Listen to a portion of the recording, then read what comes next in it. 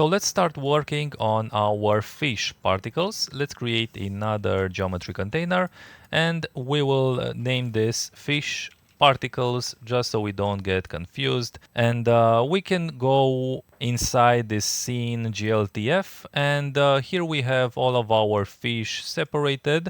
Let's go ahead and let's grab one of these. So one of these fish models, I will press Ctrl C on this object 4 node and I will go inside my fish particles. Let's do an object merge and just bring this over here. And we can create a duplicate of this and let's bring in the other ones as well. So I think we are going to be using object 6 for the other fish and one more for the other one, which is this object underscore 8. So we have all three variations. So all of our models are not really in the center of our scene. We can go ahead and fix that. Let's drop a match size and the default settings here will be just fine. Let's go ahead and duplicate this for all of these. So let's hook these up.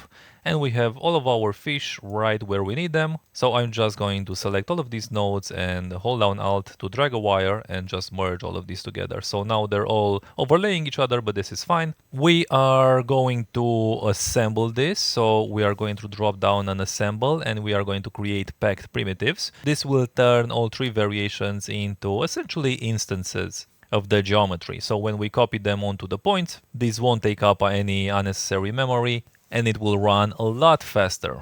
And when we do the pyro simulation and the pop simulation, we will have to unpack these back. And we also need to pack the geometry if we want to use these variations to begin with. So we're going to create a variation attribute on our points of these three variations to copy onto the points. So which model of the fish. And we will get to this in a second. One thing that we want here before we do our packing is to store the rest position. So this position here at the world origin. So let's drop down a rest and the default settings for this should be okay. And when we do our assemble, let's also transfer this rest attribute. So let's make sure that we bring this over. And it would be nice to also have an ID that's assigned to each individual fish. So let's do this with a simple attribute wrangle.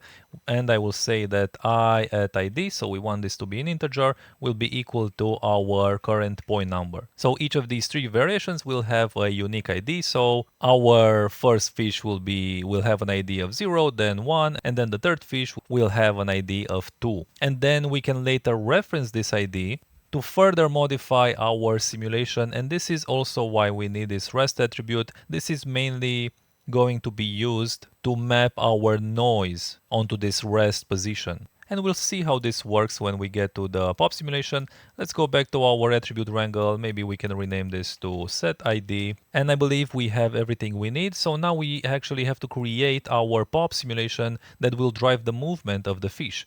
And we only need to simulate points really that are going to be inside our camera frustum.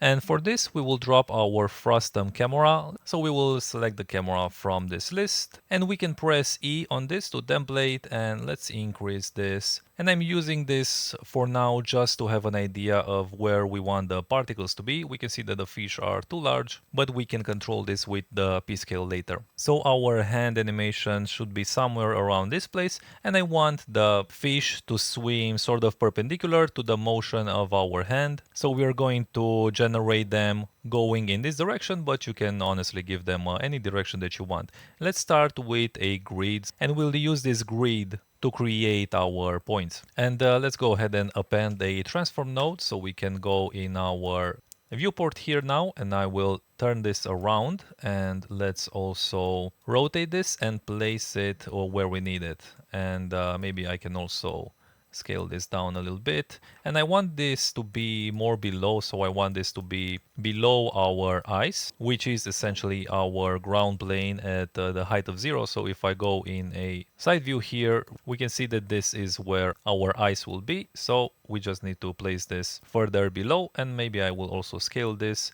And let's go back in our perspective view and we can do something like this. We don't need to be super accurate with this because we are going to cull this based on our camera either way, but we can get in the ballpark. So this will be fine. And because we have some points on this grid, we can go ahead and drop down a normal and assign it to our points. So if I check the normals, it's we have this vector now that points in this direction, which is great because we can use this as the velocity. So with a simple wrangle node, let's drop down an attribute wrangle, we will say that at v equals our n, so at n. And now if I drop this inside a popnet, if I just leave this with the default settings, we should have the initial movement that we are interested in. So we can see that all of these points go in the direction that we are looking for.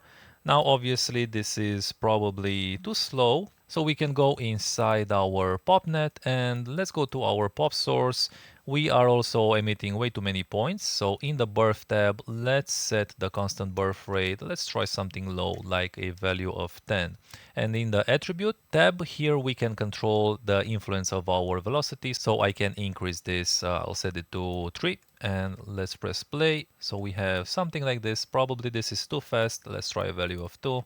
And we will have to add our noise as well, so we don't have to spend a lot of time adjusting this velocity value now. And also I will turn on my point display here and make these bigger so we can see them clearly. So if I play, this is what we have so far.